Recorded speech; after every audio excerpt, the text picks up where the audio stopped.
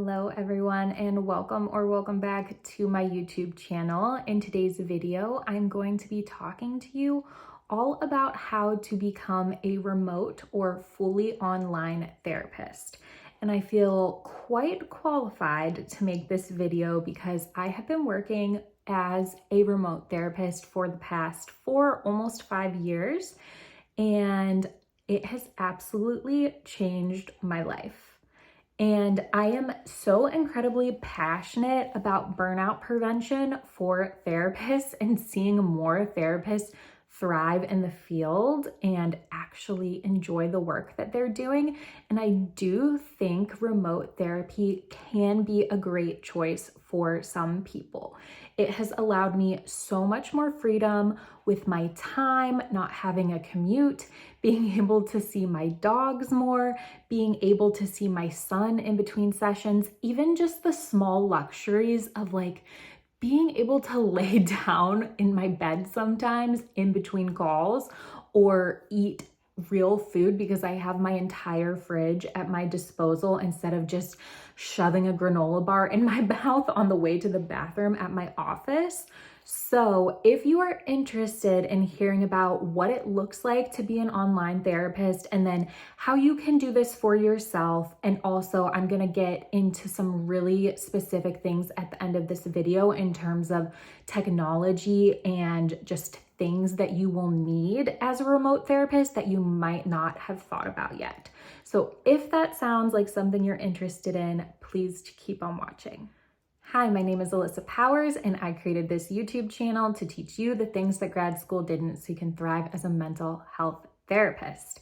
If you like therapist-y kind of content, I would love it if you would subscribe and stick around. I make videos every Monday, and my passion and hope behind all my videos is just to help therapists love their lives and build a career that they actually love and is sustainable. So if that sounds of interest to you, you are in the right place. So a little bit about me and my remote therapy journey. I know I already mentioned that it changed my life. I've been doing it for almost 5 years, and I was actually so terrified to go remote when it first happened.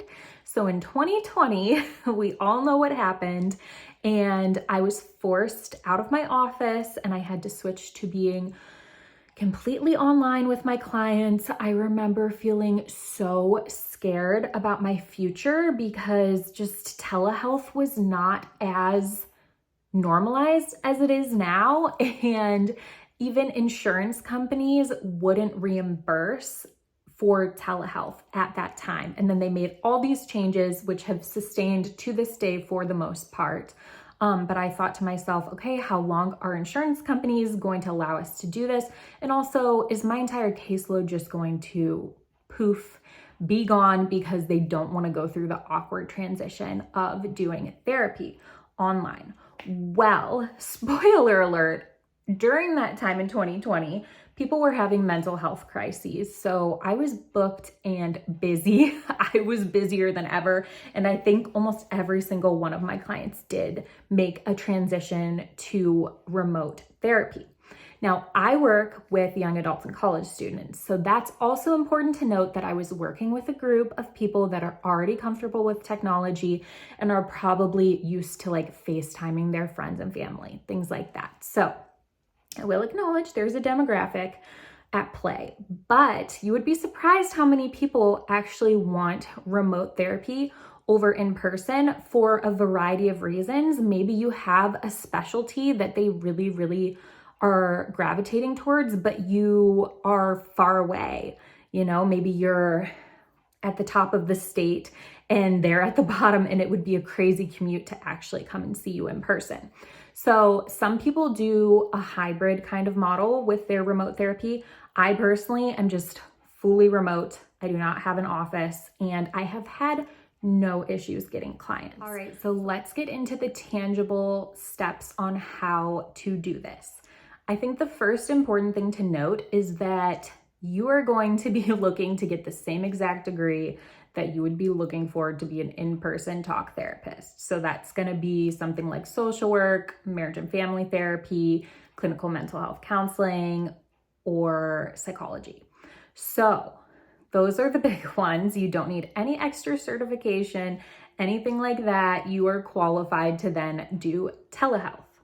Now, the biggest decision you're going to need to make along the way with remote therapy is, do you want to find a remote job that is working for a company such as maybe Talkspace, BetterHelp, or even a local agency that offers a lot of telehealth that would maybe be hybrid or maybe would even be fully remote still? Or do you want to go your own way and open a private practice that is going to be fully remote?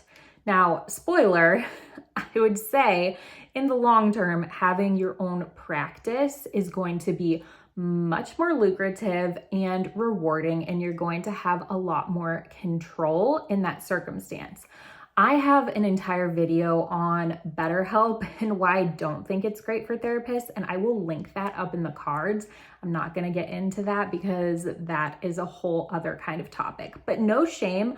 I do completely understand why some therapists, especially new therapists, aren't thinking, okay, well, yeah, sure, I'll just open my own practice. Sounds easy. Like, obviously, that's being a business owner and could seem quite complicated. So whichever route you're going, I would think about that and try and find a place that is going to be supportive and helpful and not just feed you a million clients that you can't keep up with, because that's one of the major cons I've seen with, these online platforms, is that they want you to see a ton of clients because they are like masterminds at advertising. I know I get the ads for these places all the time, and they just have a huge influx of people reaching out. But this is good news because it shows that so many people want to do online therapy.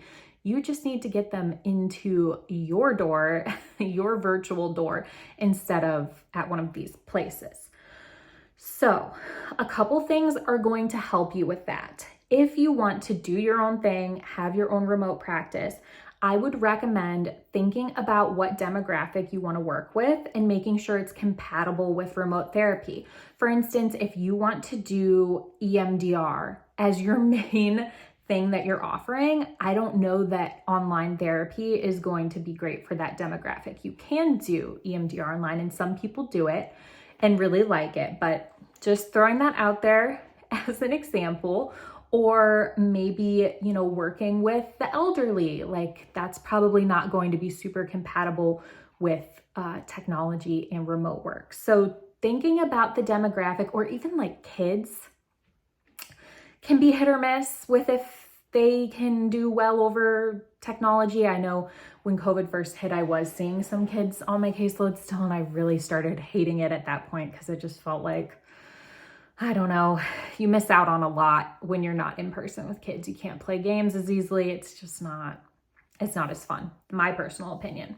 So, all right, let's get into some specifics about the things you will need to run a remote practice.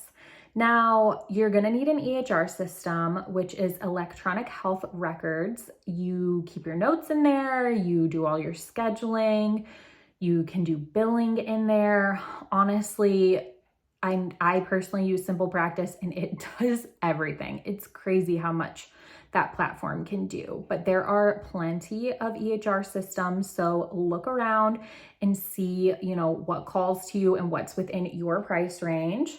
And then you're gonna need a way to process payments, because typically if you're in person and you're collecting some sort of payment, some people might hand you a check, they might wanna pay cash, they might whatever, most likely use a credit card because that's what most people do. But I use a Square Reader, which is just an app on my phone, and I have cards on file. EHR systems have that too, and it will do it automatically. I just haven't set it up that way. And when COVID first hit, I just got Square because that's what I was already using, and I've been using it ever since. It's super easy. It does take a transaction fee, but any card reader is going to take a fee, unfortunately. So a way to process payments, and then you're going to need to make sure that all of your paperwork that you are having clients sign at the beginning of the onboarding process has specific language around HIPAA compliance and technology. Because say you want to FaceTime with clients and that's the way that you want to conduct your sessions, that's not HIPAA compliant, but you can have that written in your paperwork that if they choose to FaceTime, then they are agreeing to forego their own HIPAA, regulations that they're entitled to. But there are plenty of HIPAA compliant platforms. I know Simple Practice has a video platform within it. I use DoxyMe, which is completely free. It's so easy. I don't even think you need an account, really. Maybe you do log in with an account, but it's nothing like that's paid or anything like that. And it's just a video from one side to the other. You can mute things, you can share your screen. They just updated it and the video quality is much better. So if you haven't been on there in a while, just know that they're finally keeping up with the times. But DoxyMe is completely HIPAA and so easy to use. So make sure you have a platform and you're keeping it secure. And then you're gonna need marketing. That's honestly probably the biggest, hardest thing about all of this is that you need to be able to get yourself out there. Like these places that offer online therapy and run tons of ads, and obviously you're not going to be able to do that. So you need to think about can you build a website? Are you good at that? Can you get on some things like Psychology Today where you can advertise yourself? Can you do networking? Can you join a group of online therapists? I know there are a couple really big Facebook groups, and there's even I think a paid group called the Online Therapist Network that they all share resources and all of that. So you need to think about how you're actually going to get clients, because clients will not magically find you. I went the route of working really hard to do SEO and make sure my website showed up on Google. I market myself towards young adults. And so most of the clients I get that would reach out to me were young adults, college students, and they were looking for telehealth because that's what it said all over my website. So you need to think of are you willing to do that marketing or not? Because if you're not, then you need to find a place that's going to feed you clients. Which would also be okay. I think there are probably some opportunities out there that are also better than a place like BetterHelp or Talkspace. And then the last thing that you will need is just a quiet and secure place. This has been an ongoing struggle for me because I have a 1.5-year-old son, and when I'm working, he's downstairs, typically with either my husband or his grandma. And sometimes Baby Shark is blasting downstairs, and I've had to really figure out how to make my space as quiet as possible. And the number one thing, let me tell you, AirPods cover a multitude of sins. AirPods are clutch. They block out so much because my dogs also bark sometimes.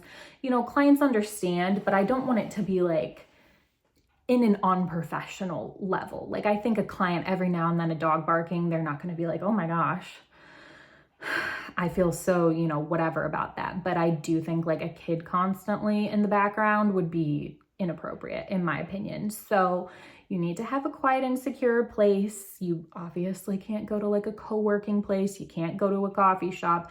You need to be somewhere where no one else can hear what's going on. And so you need either a separate room in your house, or I know I used to even just work in my bedroom and the back of my screen is blurred. So the clients couldn't really tell where I was, but that's the only room that I kind of had access to that would be quiet. So that is all. I don't want to make this video too long. I do just lastly want to point out to anyone who wants to travel, be a digital nomad, or just have that kind of flexibility in life. If you're a remote therapist, you can work from anywhere. It's your clients that need to be in the states that you are licensed in. So if you're licensed in Ohio, for example, like I am, your clients need to live in Ohio. You don't have to live there. Of course, you need to pay attention to then, are those clients actually in Ohio? And also, time changes. Like if you're traveling or you're out of the country or something, you definitely need to keep track of time changes and differences. But that's just a little side tip, because I think so many people want this freedom for that reason too. They want to be able to travel around and do something that's meaningful and that they love. So, all right, I hope that this video was helpful. I'm excited to post it. This one feels really relevant and good to me. I'm surprised I haven't thought about this topic earlier, and I would love to hear below what you're thinking about. If you have stumbled upon this video, are you already a therapist that's wanting to switch to being remote, or are you someone who is just thinking about going down this path? I would love to hear from you. I would love it if you would subscribe, and I will see you in the next one. Bye.